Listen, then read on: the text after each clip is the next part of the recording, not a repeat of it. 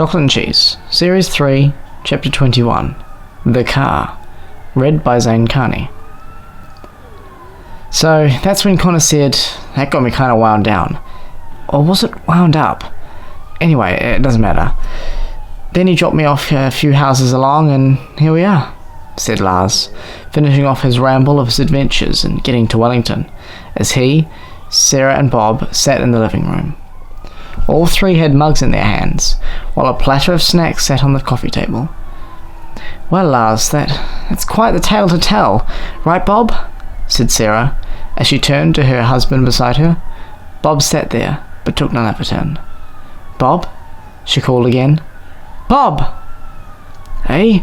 Oh, yes, a terrible tale, Lars, terrible, said Bob, suddenly returning to reality. Yes, but we're happy to help you get home, dear, said Sarah. Oh, thank you so much, said Lars excitedly. Just one small started Sarah, as Lars's phone began to ring. Oh, shit, sorry, I'd better take this, insisted Lars, as he answered the call. Hey, started Lars. Hey, dude, just calling to let you know that we're on the road, said Sam, as he and Jenny sat in Jack's car. All right. Well, I'm at my uncle and aunt's place now, so I'll just jump in the car and I'll be on the road too, said Lars. Suddenly, Sarah began to mime at Lars, attracting his attention. Yeah? Questioned Lars, covering his phone speaker with his hand. Lars, it's about the car, started Sarah. Lars fell silent, as he prepared for the worst. Everything alright, dude? Dude? Asked Sam, hearing nothing from his end.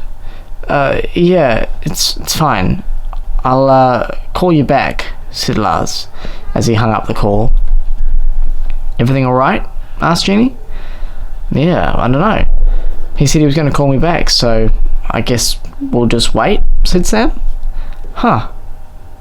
Weird, said Jenny, as the pair continued with their drive to Topol. What's wrong with the car? Asked Lars, as his fear of not being able to return home began to kick in. Well, the car's been out of use for several years now. I'm not sure it even still runs, said Bob. Why is it so run down? Questioned Lars. Well, this is Wellington, dear. It's not like Auckland, where you have to drive everywhere. You can walk or bus. Or this new thing, Uber. It's extraordinary, said Sarah. Well, can we fix the car? Asked Lars. I mean, we can try, said Bob. Moments later, Lars and Bob walked into the garage of the house. As Bob opened the door, the musty smell overwhelmed Lars's senses. The garage was dimly lit and covered in dust, and there, sitting in the center of the garage, stood an old maroon 1999 Volkswagen Polo Mark III. There's the old girl, said Bob, moving around the car to stand by the driver's door. Wow. When was the last time she ran? Asked Lars, moving to the front of the car. Oh, good 5-6 years ago now, said Bob, rubbing his hand over the roof. Wow, exclaimed Lars, as Bob leaned over to him. You don't have to lie, mate. She's a piece of shit, assured Bob. Nah, she'll do, said Lars. Well, let's see how she goes, said Bob, as he opened the door and sat in the front seat. Here goes, said Bob, as he inserted the keys and tried to start the car. A groaning, wheezing sound is all that filled the room, as the car failed to start. Ugh, sounds like a flat battery, exclaimed Bob, as he removed the keys and stood outside the car again. Yeah, true, said Lars. Well, should we go and fetch a new one? Asked Bob. What, just me and you? Questioned Lars. Yeah, good little trip. It'll give us more of a chance to chat about everything, said Bob excitedly. Yeah, sure. Why not? Said Lars. Great.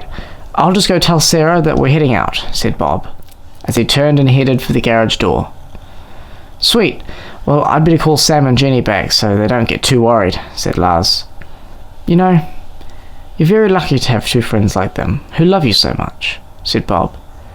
Yeah, I guess I am, said Lars, as Bob left the room, closing the door behind him.